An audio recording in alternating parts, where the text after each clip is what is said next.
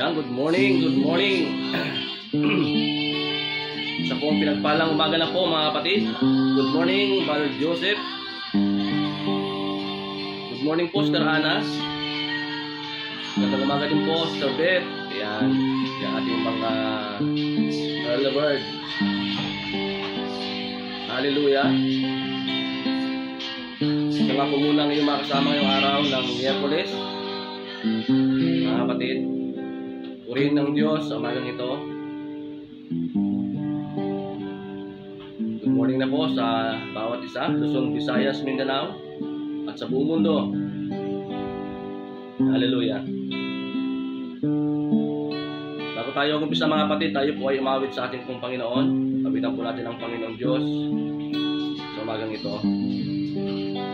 Hallelujah. There is none like you. No one else can touch my heart like you do. I would search for all eternity, Lord, and find there is none like you. Yes, Lord, there is none like you, Jesus. There is none like you. No one else can touch my heart like you do. I'll search for all eternity, Lord, and find there is none like you. Your mercy flows like a river so wide. Healing comes from your hand. Yes, Lord. Suffering children are safe in your hand. There is none like you. There is none like you. Yes, oh God. No one else can touch my heart like you do. I'll search for all eternity, Lord, and find there is none like you. Yes, oh God. Wala ka nga pong katulad, aming Diyos. Nag-iisa kang Diyos, Hari ng mga hari, Diyos ng mga Diyos. Panginoong Hesus, Ikaw ang aming sinasamba sa Espiritu at sa katotohanan. Purihin ka, Ama, sa umagang ito. Salamat po sa pagsamba at minsan pa sa oras na ito, kami po ay lumalapit, Panginoon. Humingi po kami ng kalinisan. Lord, gawin niyo po kaming busilak, malinis sa umagang ito, O Diyos. Garihan niyo po ay mga puso sa lahat aming mga buhay, Panginoon. Ako po maghari, O God. Lord, salamat po at pinagkakatiwala po namin sa iyo ang iyong gawain sa umagang ito, Panginoon. Garihan niyo po kami, Panginoon, ang daily vibrant word, Lord. Dalangin ko, Lord, ito po ay makaabot, Panginoon, sa mga sulok ng mundo. Lord, makarinig ang mga tao, Diyos, ng iyong mga dakilang salita. Salamat, Ama, at hinahalangan ko po anumang plano at gawa ng kaaway sa oras na ito. At kaya mo, Lord, na malaya ka na kumilos, Panginoon, sa amin, O God, Lord, sa mga makikinig, Panginoon. Kaya mo, Lord, na ikaw po maghari sa kanilang mga puso, O Diyos. Salamat po, pinapuri ka namin, pinasalamatan. Sa iyo lamang, Lord, na papuri, pagluwalhati sa pangalan po ni Jesus. Amen and amen. Ayan, good morning, good morning. Good morning na po sa bawat isa na mga naka-tune in. So ngayong araw po ating pong tinatalakay yung God Catalyst for Change, no? Ito po yung ating tinalakay last week. So ito pagpapatuloy po natin. Ito naman tinawag natin the ultimate God ultimate catalyst. Sino po yun? Si Jesus. Jesus is the ultimate catalyst of God. Ayan. Yung ating pong teksto mga kapatid sa Isaiah chapter 9 verse 6 to 7. Yan, yung ating text ay sa Isaiah chapter 9 verse 6 to 7. Sabi dito, for a child is born to us, a son is given to us. The government will rest on his shoulders, and he will be called Wonderful Counselor, Mighty God, Everlasting Father, Prince of Peace. Sa verse 7, his government in its peace will never end. He will rule with fairness and justice from the throne of his ancestor David for all eternity. The passionate commitment of the Lords of Heaven armies will make this happen. Sa Tagalog, sapagkat ipinanganak sa atin ang isang bata, isang anak na lalaki ang ibinigay sa atin. Ang gobyerno ay mananatili sa kanyang mga balikat at siya ay tatawaging kahangahangang tagapayo. Makapangyarihang Diyos, walang hanggang Ama, prinsipe ng kapayapaan, ang kanyang pamahalaan at ang kapayapaan nito hindi matatapos. Siya ay mamamahala ng may katarungan at katarungan mula sa trono ng kanyang ninuno na si Haring David para sa lahat ng walang hanggan. Ang marubdob na pangako ng Panginoon ng mga hukbo ng langit at gagawin ito. Yan, purihin na po ang pagkabasa ng kanyang salita. Good morning po, Sister Josephine, Sister Mau. Yan, good morning po sa bawat isa na naka-online na mga kapatid. So atin po tinatalakay, the ultimate catalyst. At sino po yon? Si Jesus. Jesus is the ultimate catalyst, mga kapatid. Gaya nating sinabi na ang catalyst po, siya po yung agent of change. No? A person or event that quickly causes change of action. No? Kaya nga, tayo po, nung last week, yung ating pong tinalakay, bawat isa sa atin ay tinawag na agent of change. Diba? Kaya napakahalaga na sa atin, mga mananampalataya, tayo po ay nakikitaan ng tunay na pagbabago. Dapat sa atin nagsisimula yon. To be a catalyst for Christ means to actively facilitate or accelerate the spread of the teaching, values, and mission of Jesus Christ.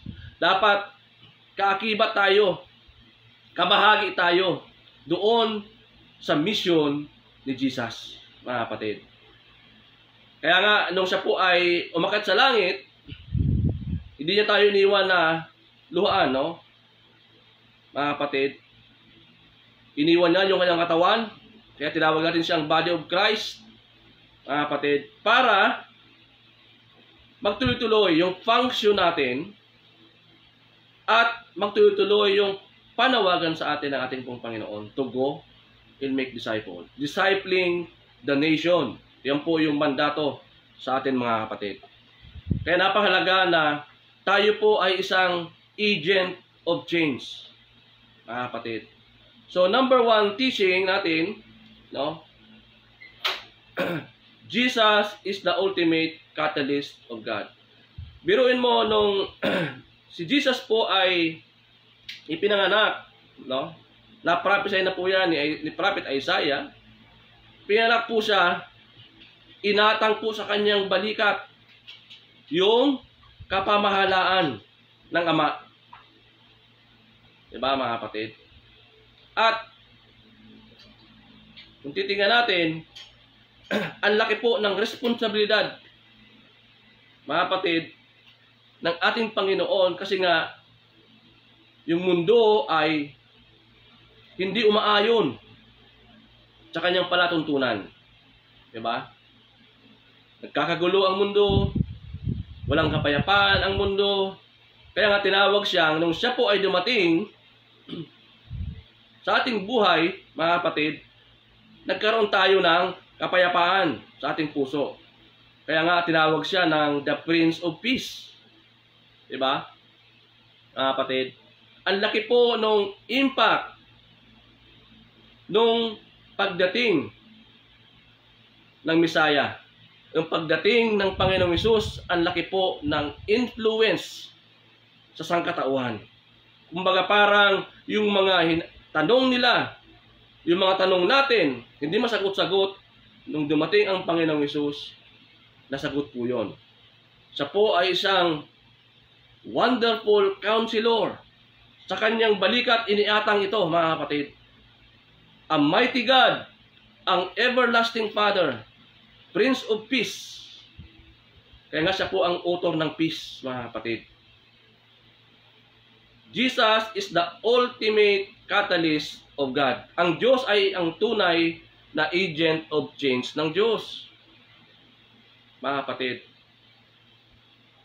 Kaya tayong mananampalataya, mga kapatid, nung tinanggap natin ang Panginoong Hesus bilang Diyos at sariling tagapagligtas ng ating buhay, kaakibat niya na tayo doon sa pagpapalaganap ng kanyang mandato. Diba? Kaya nga po tayo ay may mga programa sa ating pumpalambahan na discipleship training, no?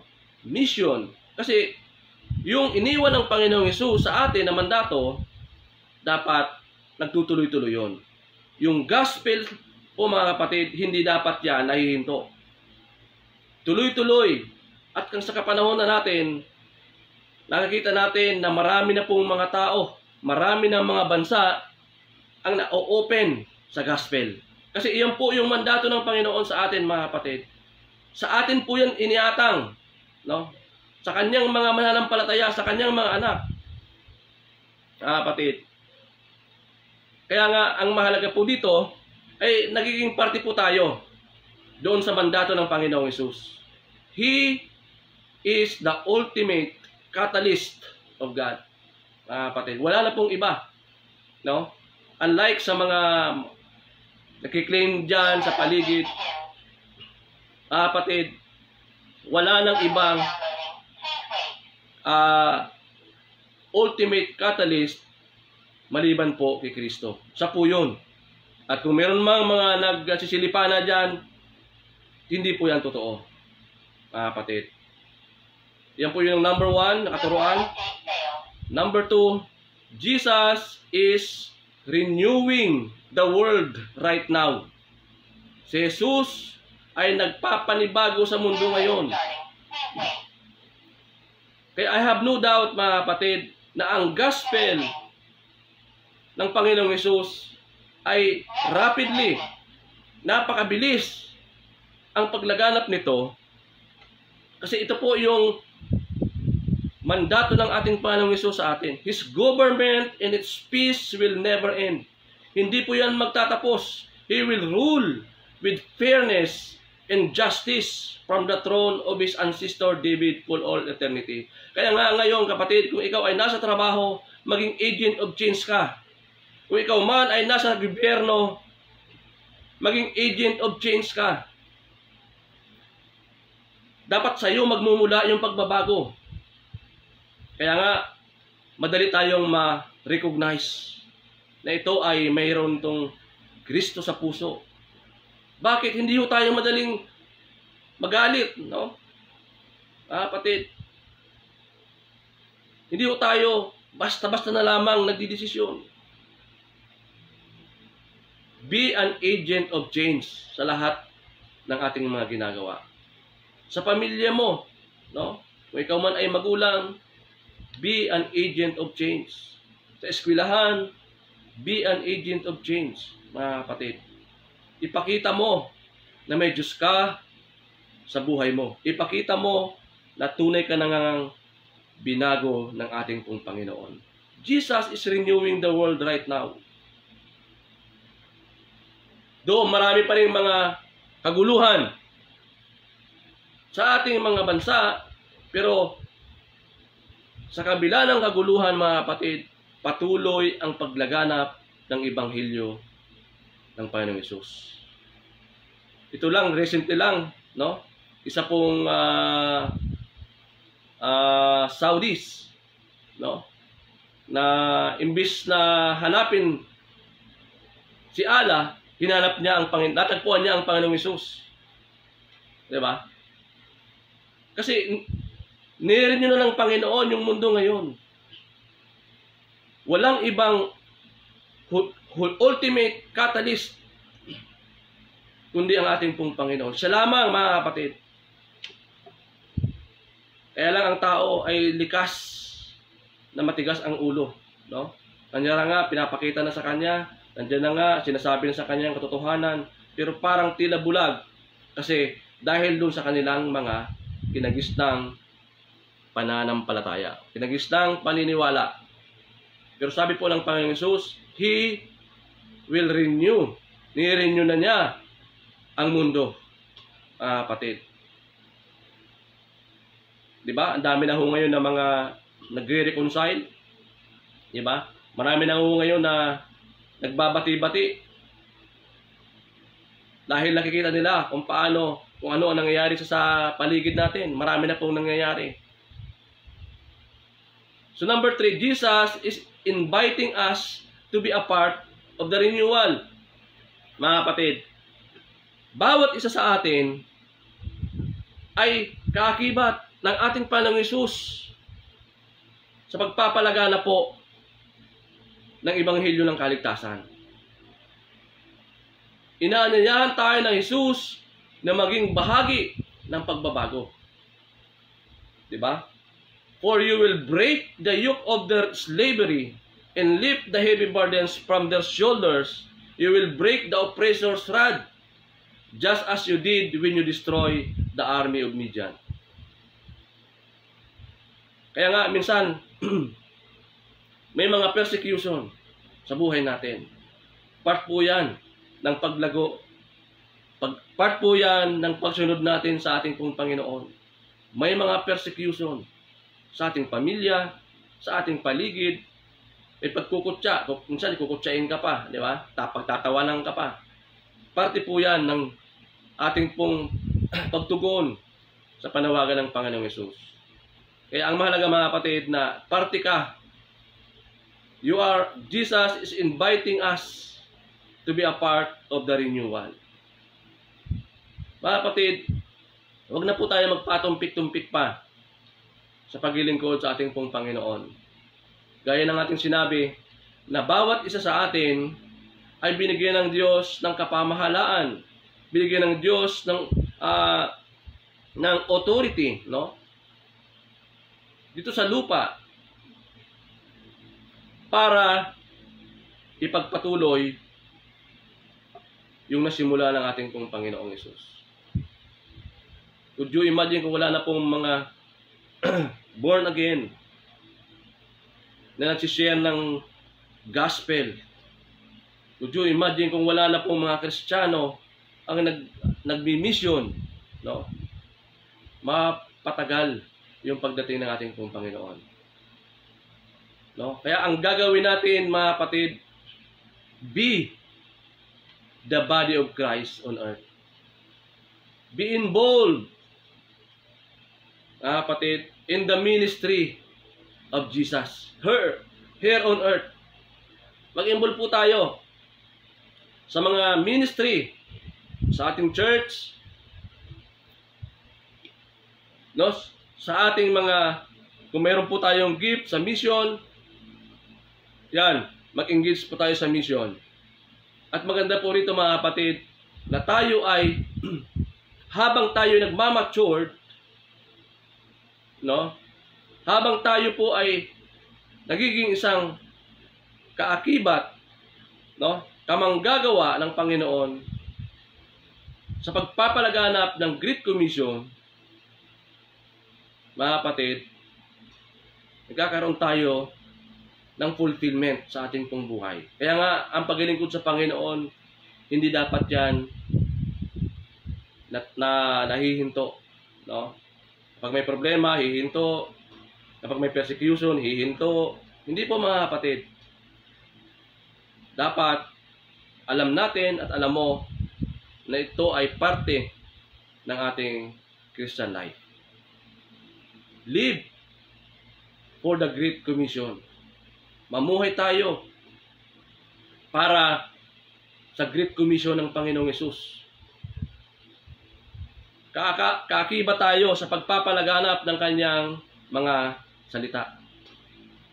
And be the body of Christ on earth. Yung body natin ay maging magandang instrumento, good influencer, no? Kaya nga, yung greatest influencer natin ay si Jesus Christ. And number 3, conquer the earth with the authority of Jesus. When Matthew 28:19-20, the Great Commission, nilatag ng Panginoon, go and make disciples of all nations, baptizing them in the name of the Father, and of the Son, and of the Holy Spirit, in law. Sasamahan kayo hanggang sa dulo ng mundo. Conquer the earth with the authority of Jesus. Meron tayong authority na pinanghahawakan. Mga kapatid, huwag tayong padaya. Huwag tayong matakot, mga kapatid, na ihayag ang magandang balita sa lahat ng tao sa buong mundo. Party po tayo. Kaya nga si Jesus, nag-iimbita siya. Jesus is inviting us to be a part of the renewal. Siyempre, for the first place, dapat sa'yo yan nagmumula. Sa'yo dapat yan nag-uumpisa yung renewal na sinasabi. Yung agent of change, yung pagbabago, sa'yo dapat yan nagmumula. Kapatid. Kaya nga, sa ating pong question to consider, sabi dito, how serious are you about Jesus' Great Commission? Gaano ka ba kaseryoso sa pagtugon sa panawagan ng ating Panginoong Hesus to go and make disciples? Kapatid, bawat isa sa atin, ikaw at ako, ay binigyan ng Panginoon ng kapamahalaan to conquer the earth with the authority of Jesus Christ. Meron po tayong matatag, mga kapatid, na sandata. Kaya nga, His government in its peace will never end. Hindi po yan natatapos. He will rule with fairness and justice from the throne of David. Dapat nakikitaan sa atin yon, mga kapatid.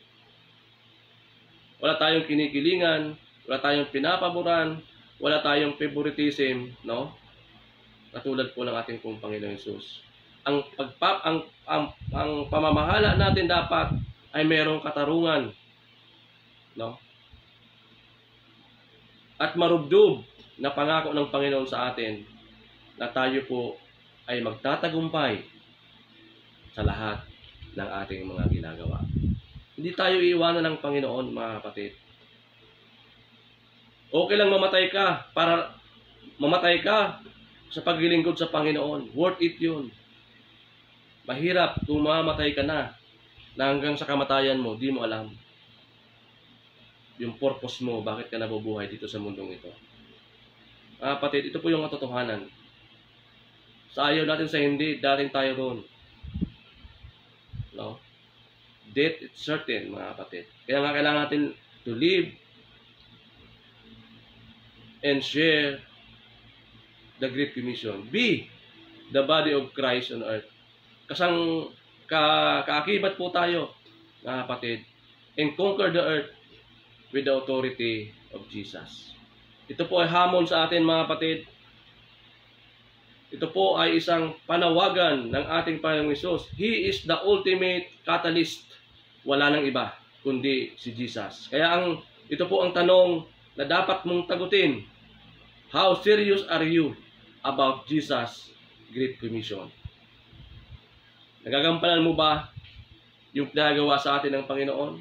Kung hindi pa, ito na po yung panahon, ito na yung oras para mag-involve ka, para mag-engage ka sa pagpapalaganap ng kanyang mga salita. Yun po mga kapatid, salamat po sa inyo. I do hope pero po tayo napulutan ng aral, no? Sa umagang ito. At ito po ay malaking panawagan, invitation ng ating pong Panginoong Hesus na bawat isa sa atin ay parte, no, sa kanyang katawan. At ang panawagan ng Panginoon to conquer the earth with the authority of Jesus. Father God, salamat po sa umagang ito. Thank you, Lord, na minsan pa niremind mo po kami, mga Panginoon. In-encourage niyo po kami ngayong umaga, Lord, na kami ay kaakibat po ninyo, Panginoon, sa pagpapalaganap ng iyong salita, Panginoon, sa lahat ng bansa. Lord, ang dalangin po namin, O Diyos, sa oras na ito, kami po ay samahan po ninyo, Panginoon. Lord, kung may mga bagay-bagay na hindi malinaw sa aming isipan, hayaan mo, Lord, ang Santong Espiritu, ang siyang magbigay sa amin ng kaliwanagan. Magturo sa amin, Panginoon, at magbigay sa amin, O Lord, ng tamang kapamaraanan. Lord, samahan niyo po kami, O God. At magkaroon ng kasayahan sa aming puso, Lord, na gampanan, Lord, ang iyong inatang po sa amin, Panginoon. Hindi namin ito kaya mag-isa. Kailangan po namin, Panginoon, ang iyong pagsama. Lord, salamat po. Kayo po yung nangako. Sabi niyo po sa iyong salita that heaven and earth will pass away, but your word will never pass away. Mananatili, Panginoon, ang iyong mga salita at ito po ay panghahawakan po namin, Panginoon. Maraming pong salamat. Pinupuri ka namin, pinasalamatan sa umagang ito. Thank you, Lord, for your word. Thank you, Lord, sa akin pong mga kapatid. O Lord, na walang sawang nagsusubaybay. Walang sawang nagigising ng maaga para mag-tune in, Panginoon, sa iyo. Thank you, Lord, for their lives. Ikaw po, Panginoon, ang siyang magbigay ng gantimpala po sa akin pong mga kapatid. Mga kapatid, ang dalangin ko ay patuloy niyo pong i-share itong mga ating mga live streaming, no? Maraming mga tao ang maabot, makarinig ng iyong mga salita, Panginoon. Kaya naman, Lord, salamat po. Pinupuri ka namin, pinasalamatan sa araw na ito. Purihin ka, O Diyos, dakilain ka sa pangalan ni Jesus. Ito pong aming samat dalangin sa pangalan ni Jesus. Amen and amen. Yan, maraming pong salamat. Hallelujah. At sino man ngayon po, mga kapatid, ang nagdidiwang ng kaarawan, hallelujah. Akin pong binabati kayo ng happy birthday. Karon din, Lord, sa ating mga nagdidiwang ng mga anniversaries. At sino man ngayon po ang may mga sakit, karamdaman, o amang Diyos, Lord, ang dalangin po namin, hipuin niyo po ang kanilang mga balikat at ipadaloy ang kagalingan na nagmumula sa iyo. Lord, nangako po kayo, O Diyos, dahil sa iyong mga latay, kami ay nagsigaling. Sino man ngayon ang nakakaranas ng mga sakit, Panginoon Diyos, sa pangalan ni Jesus, sa pangalan po ni Jesus, pinapadaloy ko ang kagalingan na nagmumula sa ating Diyos. Thank you, Lord. Purihin ka sa umagang ito, dakilain ka.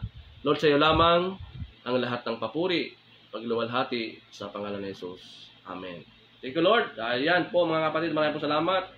Ito po ang iyong pastor, kaagapay, kaakibat, no? Na nagsasabi, tayo po ay maging isang ahente ng pagbabago. Agent of change. Yan. Salamat, and to God be all the glory. God bless!